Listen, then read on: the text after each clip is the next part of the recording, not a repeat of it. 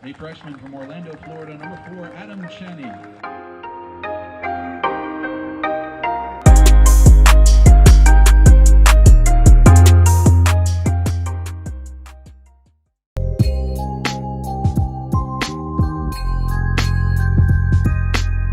So welcome guys, hope you're all doing well with this whole quarantine situation. It's very tough, but yeah, first of all, welcome to the show, the Going the Distance series. I know I was doing this with my other teammates back at Wheeling, but with this whole situation, it kind of canceled a lot of things. And so I'm just going to start connecting with others throughout the YouTube community and also the soccer community, and get to see other people's perspectives with their stories and how they ended up playing college soccer or whatever level they're playing at. So without further ado, let's go ahead and introduce Caleb. Go ahead and introduce yourself. Talk about yourself a little bit. So you hit me up, and I thought that was honestly a great idea to set this up, because with quarantine you can't do much in person. So I'm Caleb Wu, and I'm a Division III soccer player at Anna Maria College. And my journey started back when I was 6. I started playing soccer, and I was honestly terrible. So Really? yes. So I was like the worst one out there. Usually you'd think like players at like higher levels are just like amazing when they're younger, but I honestly I didn't have that much interest in soccer at first. And a couple years after I started playing, I was getting better and I was finding more interest. I started liking the game overall, and I joined a club team, and I played club till I was in 7th grade, and then when modified started, so I got to middle school, and I made the modified team in 7th grade.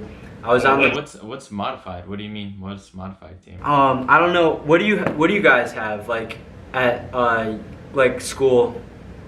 Yeah, so we've got school, then you have DA, and then you have club. I was playing club in high school. Okay, you played club in high school. So my fall season, I played for my high school, and then I joined a different club in 7th grade, Coliseum, and I played for them all the way till college. And Okay. That's cool. so yeah, so winter, summer, spring, that's when I'd play club. And then Nice. the fall we had school season, and then so basically in 7th grade I was pretty good, but Yeah. my size was always my issue, and I think that it forced me to develop my skill, and now that's helped me today, because once I develop my skill, then as I'm still growing and getting stronger, then it's just like an advantage for me. Nice. Yeah, exactly. No, that's true. And so let's go back just a little bit. So when you were younger, did you play any other sports, or was it just straight always soccer? Yeah, basically always soccer. I'd mess around a little bit and play like some basketball, and then some other sports like with my neighbors, but other than that, it was just straight soccer. Okay. And what position did you start as? So I was a defender at first. I was outside back, and then I went to like a CDM, and then and then I'm trying to think. Okay, yeah. So if you fast forward, in high school I was a winger, and now I played some center mid in college, and then some wing and outside back as well. Okay, yeah, you've been all over the place and all over the field. Nice, yeah. I mean, I can relate, because when I was in club and high school, I played wing all the time, sometimes striker. And then as soon as I finished high school, they put me down to outside back, and now I'm playing right back, and honestly it's my favorite position. I love that position. I like the defensive aspect and going up and down the field. It's nice. So I'm sure you can relate to that too. There's some of the most skilled players. You look at like Marcelo, and Yeah. he can overlap. Alexander Arnold, they overlap a ton. You know, Juan Basak. Yeah, Juan Bissaka. Wan-Bissaka? Nasty. Wan-Bissaka, yeah, bro, his tackles, man, it's crazy, it's crazy. But let's get back on track. So, you played all the way through club and high school, and when did you like really decide to, okay, you know what, I want to play college soccer, and when did you decide playing college soccer? So I'd say that almost every player at one point they're like they want to play at the next level and have the next 4 years to continue playing competitive soccer. And Right. for me, I'd say in 11th grade, that's when I really decided, yes, I want to make it happen. All right. Sorry to cut you off right there. So wait, just to also give some perspective, how old are you and what grade are you in? Are you a Okay, freshman? so yes, I'm also another thing. So I'm younger for my grade, and I started my freshman year.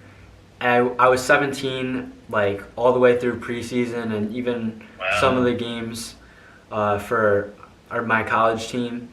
And then Okay. yeah, so honestly, that's another advantage for me because I always was playing up a bit, or just like against kids who are older and more developed. Right. Yeah. Yeah. And then, so if we backtrack a bit, in ninth grade, I made my JV team, and that's when so there was another thing that was also very difficult for me, which was like another obstacle in playing soccer, and that was like my mental health. So Okay. yeah, so that's when I realized there was a problem, and in ninth grade, like summer of ninth grade to beginning of my sophomore year, I realized that I needed help, but I also was considering quitting soccer. And yes, and that was probably like the biggest thing that's gotten me to where I am today. Just being resilient. And are you still there? Yeah, I'm here. I'm listening. Yeah. Yeah, I heard a ding or something. We'll cut that. No, I hear you. Yeah. Being resilient. That's important. It's important to be strong mentally. Yeah, so after that, once I got through that, it's still always been there, but I feel like having discipline and certain things help me just to keep my focus and know where I want to go with my goals. So basically, I had focused on my nutrition, wouldn't eat dessert, would cut certain things that shouldn't be in my diet out of that, and then staying consistent, working out, getting my fitness up, playing soccer, and that was the biggest things for me. Nice. Wow. Yeah. No, that's really important. It's important to keep those things into consideration. Your diet, the way you train, and all that stuff. It adds up. It adds up to being strong mentally, and then it helps in the long run physically as well. Yeah, that's really important. So you decided to play college soccer, entering your junior year. How'd you make that decision? Did you have any influences? Well, I always had that dream, like, to be playing at the next level, and I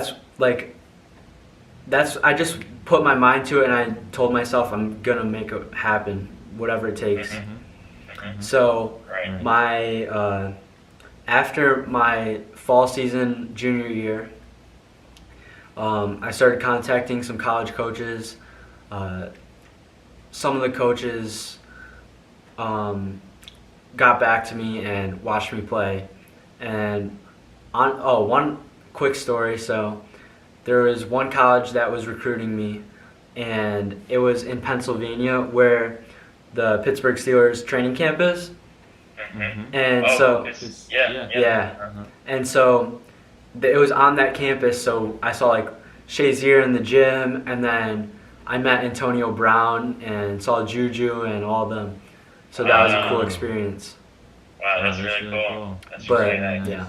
And then after that, I visited a couple other colleges. Some community colleges wanted me and were recruiting me hard, but I didn't feel that the community college route was the best choice for me based on my grades and everything. And so when I visited Anna Maria College, it just felt like home. The atmosphere, the people, and Right. the coaches, of course. Mhm. And that was Yeah, that was the biggest thing for me. Yeah, having that feel, that gut feeling that this is the place, to be. That's really important, because then, you're going to be there for the next 4 years. So it's got to be a place that you're going to feel comfortable, you're going to feel motivated and not lose motivation. And that's really important to have when choosing a college, for sure, for sure. So yeah, I guess when you signed the national letter of intent, how was that? How did you feel once you did that? So I didn't commit till after my fall season of senior year, but to backtrack a bit, after that summer of a bunch of recruiting things I went through, senior year started, and I was ready. This was going to be my season to just straight go for it, and I was feeling good. I worked hard in the summer, and first game comes, and I reached for the ball and I overextended, and someone stepped on my leg and my back went, and I just knew that this was going to be a nagging injury, but I played through it because that's just like, it's like what competitors want to do, and like I didn't think it was going to affect me too much, and I played, I'd say, half the season through it, and then one game it just went out, and I could not walk. I could barely walk, and Wow. it sucked. But I lost minutes, and I became a sub, and it was just tough. But I found that as an opportunity to make an impact right when I'd go in, and I scored some goals after that injury. But our season ended earlier than we expected, and it feels like it was. I still have unfinished business, and I'm using these next 4 years to really make that comeback. Right. Yeah, no, I understand. Like, injuries, man, it's really hard. It's like knowing when to stop, and knowing, it's like hard balancing. Am I not training because it actually hurts, or am I not training because it's because I'm not taking it as serious? It's just really hard to make that balance. But sometimes, sometimes you actually do have to rest, and you actually do have to let that injury heal. And it sucks. Like, I find that hard as well, knowing when to stop and when to keep going. But it's always safer to, just, let that injury heal itself as soon as possible, so you can get back on the field. But that's important to know. That's important to understand. And so how was your experience now as a freshman playing your first college season? Did you get a lot of minutes, or how was that setting like? So this past summer I worked extremely hard, got my fitness up, worked out a ton, played a lot of soccer, and so preseason comes around, I'm ready, and it was a good we had some preseason games, they didn't go how we wanted them to, but we had a bunch of freshmen starting, and we wanted to turn the program around, and this year we had the most wins since 2014, which was great. But we still have we still have a long way to go, and we think we can do a lot better this year. So we're just going for continuous improvement. Right. That's good. And what do you think was the biggest difference, soccer-wise, between high school and between college? And the second question is, what do you think the biggest difference is academically, high school and college? Okay, so to start with soccer, I'd say the biggest difference is definitely the speed of play. You have like half the time to take that touch, to make your decision. You have to know what you want to do before, like a lot before you even get the ball. You have to see the field. I'd say that's the biggest difference. Not even the size or the strength or the speed, but the speed of play in general. And then academically, you have a lot more time to do your homework, and there's a lot less time in classes. But Right. I'd say that just knowing to manage your time well is very important. Yep, for sure. I can relate for sure. That's a big one. That's a big one. And so now, the season's over. We were both, all athletes were getting ready for the spring season. But unfortunately, with coronavirus, that didn't happen. So now, what are your goals for this upcoming fall season in 2020? Yeah, of course. So it really does suck what's going on right now, but it's important that everyone's staying safe and we can get through this. So having the spring season cut was a big loss, but we also can look at it as an opportunity to improve and work at home and get touches, go for runs, get our fitness up. But yeah, this fall we have big expectations. Mm-hmm. That's good. That's good. That's good. And so I know we spoke about this before we started the video, but just so that everybody else can hear your experience, how are you dealing with coronavirus training-wise? Yeah, so training, I do some CrossFit workouts at my house. I'll go for runs. I have a net that I shoot on, so that's good. And yeah, just make sure I do my schoolwork too, of course. Of course. Of course. Right. Uh-huh. All right, that's good. That's good. But yeah, well, thank you very much for sharing your experience. It's very interesting. I like to listen to everybody else's journey Yeah, to of course. becoming the best player possible. We'll finish it up with a few more questions, and yeah, we'll get started. So, what is your favorite club? My favorite club is West Ham, and I know that's very Ham. very different. Okay. Um, but I've liked them for like the last 7 or 8 years, I'd say. And honestly, I just like supporting them. They're my club, honestly. It's different because we actually have to face relegation zone, and Yeah. not if you feel like a real supporter. I feel like a real supporter having to support them when literally every point matters just so you stay above that relegation zone. Mhm. Yeah, I can imagine the tension there can be, when watching those games. It's actually crazy. Yeah, I can imagine. I can imagine. All right. Next question. So, if you had the opportunity to swap jerseys with any player in the world, who would it be, dead or alive? Oh, dead or alive? Mhm. I'd have to say, ooh, I'd say Ronaldo, Cristiano Ronaldo right now. Right? Yeah. Okay. All right. And is there a player that you look up to, a player that inspires you every day to continue working harder, and who's that player? Yeah, so I'd say also Ronaldo because of his work ethic and how hard he works in the gym, on the field, in game.